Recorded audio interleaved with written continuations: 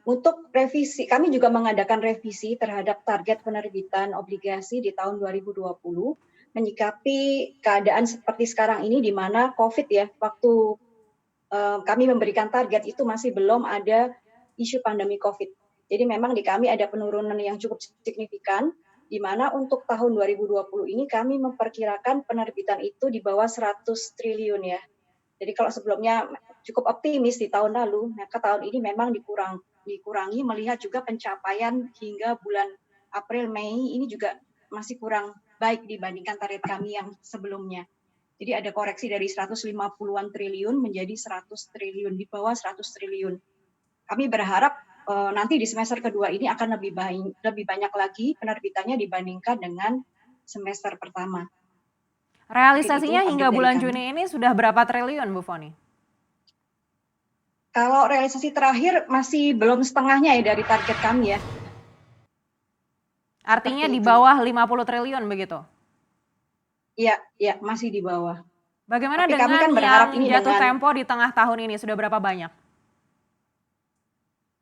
Data detailnya saya tidak update ya, data detailnya, namun sekitar waktu terakhir itu kami lihat memang cukup tinggi. Jadi kalau yang data jatuh tempo sebenarnya itu tinggi nilainya, tetapi ya tadi, ternyata tidak semuanya akan menerbitkan surat utang untuk membiayai kembali utang yang jatuh tempo tersebut.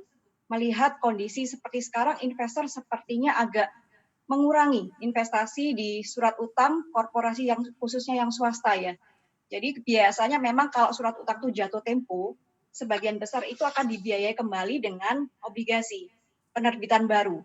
Namun melihat keadaan seperti sekarang sepertinya tidak seperti tahun-tahun sebelumnya trennya, karena investor lebih memilih investasi yang dianggapnya berisikonya lebih kecil dan juga akan lebih memilih yang investasi jangka pendek. Jadi kalau dari data kami yang terakhir itu surat utang yang nanti jatuh tempo di semester kedua itu ada 76. Jadi semester pertama sekitar 70-an, semester kedua juga 70, tetapi ternyata tidak akan semuanya akan digantikan dengan penerbitan surat utang baru. Jadi kami merevisi tadi target penerbitan di tahun 2020 ini. Trennya seperti apa kalau bisa dijelaskan Bu Foni? Karena biasanya kan kalau jatuh tempo lalu dilanjutkan dengan penerbitan surat utang baru begitu. Apalagi di tengah kondisi seperti ini banyak korporasi yang membutuhkan penggalangan dana lagi. Iya, memang biasanya seperti saya sebutkan tadi, biasanya memang demikian. Jadi sebagian besar perusahaan itu akan menerbitkan surat utang baru karena mereka membutuhkan dana mereka yang ada untuk pertumbuhan mereka ya. Jadi begitu jatuh tempo, mereka berusaha akan mengeluarkan surat utang yang baru.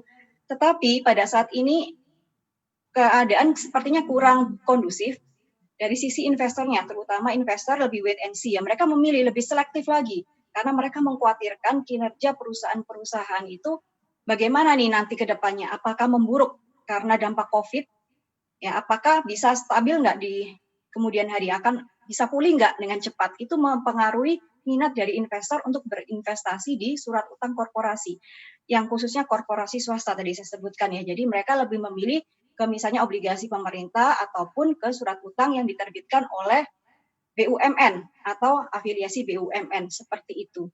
Dan juga untuk kondisi sekarang ini sebagian perusahaan kemungkinan juga akan ada yang menunda ya penerbitannya. Selain dari minat investor juga kemungkinan ada penundaan di belanja modal mereka. Jadi melihat kondisi terpengaruh COVID, mereka bisa menunda pembiayaan untuk belanja modal.